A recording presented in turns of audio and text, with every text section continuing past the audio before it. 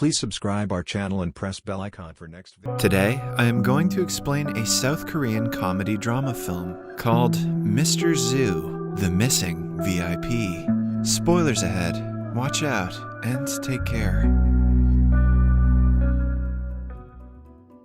Tae-joo is an obsessive perfectionist. He likes to live a routine life, eating exactly 135 calories for breakfast, keeping everything around the house in its designated place, and picking up tiny loose threads from his clothes to make them perfect. He doesn't realize he has an obsession because it has gotten him far in life, especially in his work. He currently works as an agent in Korea's biggest security firm, Top National Security, widely known as NIS. One thing about Tae-joo is that he despises animals of all kinds. One day, in an elevator, he comes across a man and his pet pug. Tae-joo calls the animal a punk and makes faces at it when its owner isn't looking. Then, his worst nightmare comes true when the dog pees on him. The owner rubs it all over Tae-joo's face while apologizing.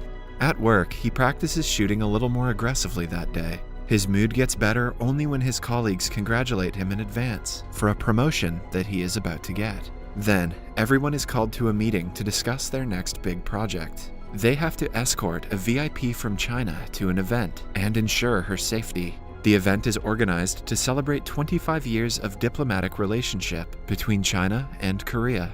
The VIP has been sent to Korea as a sign of peace and is crucial for diplomatic relations between the two countries. It turns out that the said VIP is a panda from China named Ming-Ming. The director asks if anyone wants to volunteer to be the chief of security for the event. Although Tae-joo hates animals, this opportunity might secure his promotion, so he smugly agrees to do it. On the day of the event, everyone is excited about Ming-Ming's arrival. Tae-joo keeps the event premises in check and makes sure everything is secure. Several military dogs have also been brought to ensure absolute safety. Tae-joo meets his junior agent, Crony, who has just returned from a trip to New Zealand. Hoping to impress Tae-joo, Crony shows him a pen that temporarily stops all electronic devices within a 100-mile radius. Crony has good intentions, but he always screws up because of his luck. Hence, Tae-joo asks him to stay where he is and not interfere in anything. The program finally begins, and Ming-Ming comes out in public while everyone cheers and takes pictures. But trouble arises when a group of thugs arrives at the venue with smoke bombs and tranquilizers. They throw the bombs to the stage, making everyone run away. Ming-Ming also panics and runs around. Crony sees this and gets on a cart to follow her. Tae-joo also runs behind her, but has to stop when the thugs hit Ming-Ming with the tranquilizer gun. He tries to stop them, but they use another smoke bomb to get her inside the van and escape. Tae-joo is about to follow them, but just then, Crony hits him with his cart, proving that his existence brings trouble. Tae-joo flies in the air and falls down, hitting his head on the concrete. Before passing out, he sees a guard dog running towards him. The dog asks him why he is sleeping in such a serious situation and follows the van. When Tae-joo wakes up, he finds himself in his house with a cervical collar. It turns out that the event from yesterday was declared a trap organized by NIS to ensure nothing like that would happen in the real event. This was done to hide Ming-Ming's kidnapping from the media. Tae-joo gets on the elevator to go to work, where he again meets the pug from yesterday. This time, he can hear the dog talking to himself, saying that he wants to pee on Tae-joo's face again. He freaks out, thinking that he might be going crazy. The dog then begs him to be his interpreter and requests his owner to not castrate him. Tae-joo runs directly to the supermarket to buy healthy food and medicine, thinking that he is sick. In the pet section of the store, a hamster begs Tae-joo to take him home and even offers a discount. Following that, a hedgehog boasts about its spines, trying to compete against the hamster. As they argue about who is the better pet, Tae-joo runs away. He goes to work and hears the fishes in the tank laughing at him.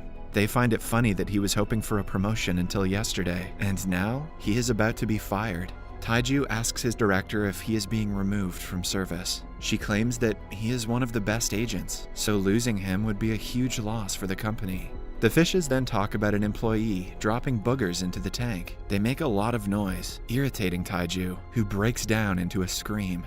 When all the employees look at him in confusion, he tells the director that he can talk to animals. Thinking that he isn't in his right mind, she asks him to take a rest for a few days. After that, Tae-joo goes to the zoo where the fake Ming-Ming is being kept. In reality, the panda is Crony in a costume who has been put there so that people won't suspect the real one has been kidnapped. As Tae-joo and Crony chat in the back room, Crony accidentally lights his costume on fire and has to be taken to the hospital. While returning home, Tae-joo is called by a female gorilla. She claims to know where he can find the VIP panda, but asks for a magazine in return for the information. Tae-joo brings her a magazine published by National Geographic. She fangirls over the pictures of celebrity gorillas in the magazine. Then, she informs Tae-joo of a dog named Ali, who jumped over him when he fell unconscious yesterday.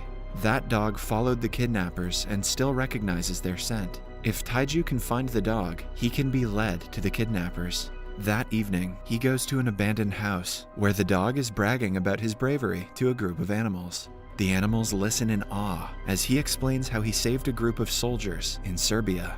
When Tae-joo comes into their view, they attack him for being a human. He throws sausages to them and manages to distract everyone. Following that, he catches Ali and runs away with him. On the car ride back home, he asks the dog about the panda kidnappers, but Ali refuses to reveal anything. He takes advantage of the opportunity and asks for unlimited food.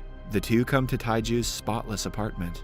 Ali runs around the place as Tae-joo sweeps the path that he walks on. The next morning, Tae-joo wakes up and almost doesn't recognize his apartment because it has been thoroughly trashed by the dog. As Ali is being scolded, Tae-joo's daughter Seo-hyung arrives with two of her friends. Seo-hyung's mother died a long time ago, after which her and Tae-joo's relationship hasn't been the same. They do not live together because of Tae-joo's job, so he had invited her to the house, promising to throw her a birthday party. However, on seeing the house trashed, she realizes that her father forgot her birthday yet again. As Tae-joo apologizes, Ali catches Seo-hyung's attention. She is happy that her father finally got over his irrational fear of animals and adopted a dog. Tae-joo doesn't want to hurt her, so he doesn't tell her the truth. Then, they go to the park and enjoy the day playing with the dog. In the evening, before she leaves, Tae-joo tries to hug her, but the little girl stops him and initiates a fist bump. The fireworks nearby remind Ali of his time in Serbia, and he gets anxious. On being asked, he says that he remembers the scent of the person who kidnapped Ming-Ming. It was the same person who killed his master in Serbia. A flashback shows us that Ali was a shy dog until his master, Soo-hee, came along. She was the only person he got along with. But one day, when they were in the enemy's territory, an explosion killed her. Ali tried to attack the person who set off the explosive and found out that he had a prosthetic leg. Yet, he couldn't stop the man. That day, when Ming-Ming was kidnapped, he smelled the man's scent again and recognized him. After learning of his story, Tae-joo feels bad for the dog. Ali chases him playfully, asking him to smell his butt, like a dog. Somewhere else, in a warehouse, Ming-Ming asks to only eat exclusive bamboo and not the cheap twigs. So, the kidnappers get her bamboo from a farm. The following day, Ali leads Tae-joo to a bamboo farm where he smells the scent of the kidnapper. They ask the bamboo seller's pet goat and find the kidnapper's license plate number. After further research, they come across the founder of a successful biotech company, Man-sik. On seeing his picture, Ali instantly recognizes him as Ming-Ming's kidnapper. Tae-joo is skeptical, but he trusts Ali's instincts. They go to the company's headquarters and find out that Man-sik is about to launch a new project. He plans to create a toy panda by cloning the genes of a real panda. They will be like a new species that people can keep as a pet. Since the Chinese government holds exclusive rights to pandas all around the world, he has stolen Ming-Ming to use her genes. Tae-joo attacks Man-sik and his bodyguards and manages to arrest him. He quickly drives the criminal to the NIS headquarters, accidentally leaving Ali behind. NIS's director asks him what proof he has about Man-sik's involvement in the kidnapping, but Tae-joo has no answers. They find out that Man-sik was in New York when the kidnapping took place. Because of the false accusation, Tae-joo is fired from his job. After being let off, Man-sik goes directly to the people he hired to kidnap Ming-Ming. It is revealed that a terrorist named Dmitri was the one who kidnapped Ming-Ming. Ali got confused because Dmitri was wearing a realistic mask to look like Man-sik. In turn for Dmitri's service, he asks Man-sik for explosive capsules. The capsule, when fed to a human or an animal, will activate a timer and explode. Ali, who has been following Man-sik until now, hears all of this and finds out the truth. He also meets Ming-Ming and promises to rescue her. He then runs back to Tae-joo's house and rings the doorbell, but Tae-joo doesn't open the door. He no longer trusts the dog since he lost his job because of him. The people from the military take the dog away to put him down. When Seo-hyung returns from looking for Ali, she finds out that her father abandoned him. Seeing that she is sad and disappointed in him, Tae-joo decides to save Ali's life. He goes to the military dog shelter and rescues him. The dog is overjoyed to be saved until Tae-joo mentions that he hates him. He asks Ali to go away, but the dog is persistent. At last, he mentions that he saw Ming-Ming and brings Tae-joo to the warehouse in the hills. Coincidentally, they happen to meet Crony, who got lost during a hike. Tae-joo knows his presence means bad luck, so he asks him to stay outside. After that, Ali and Tae-joo carefully sneak into the warehouse. Using an electric gun, they manage to kill almost all of the terrorists. Dimitri and Tae-joo get into a fight. Tae-joo is about to get killed, but Ali saves him, and the two run away with the panda. They climb up the hill and roll several barrels down, so the thugs cannot follow them. Along with one of the barrels, Crony also falls down. The other three run the entire night and reach a highway. Being the diva she is, Ming-Ming asks for a limo because she cannot lose more weight. Later, they get on a bus, pretending that Ming-Ming is a human in a panda costume. Upon reaching home, Tae-joo calls his daughter and introduces her to Ming-Ming. They play together for a long time. Back in the warehouse, Man-sik is frustrated because of Ming-Ming's disappearance. When he belittles Dimitri, the terrorists make him eat the explosive pill and lock him inside a room. It turns out that Dimitri's original plan was to feed the panda the pill and hand it back to the zoo. She was about to be present at an event where leaders of China and Korea met. Using the pill, he wanted to blow up the place, along with the leaders. When the terrorist group is outside, the house explodes, indicating that the pill that was fed to Man-sik worked.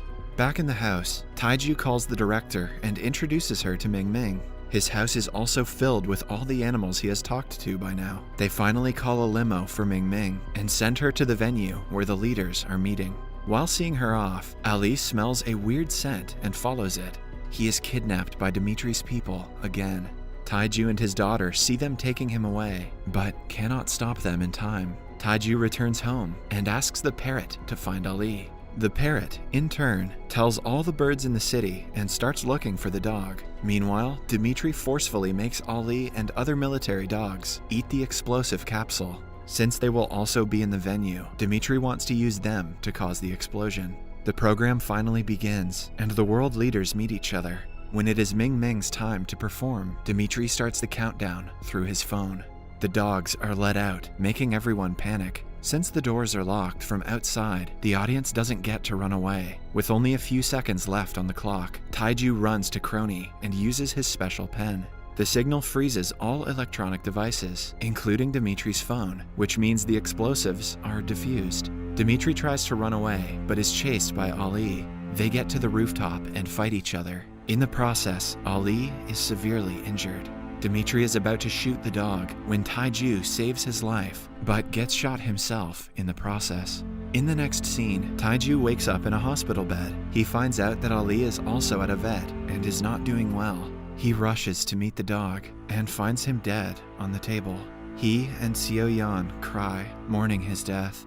However, a while later, the vet says that Ali is just sleeping. The ending scene shows us Ali receiving a medal for his bravery from the director.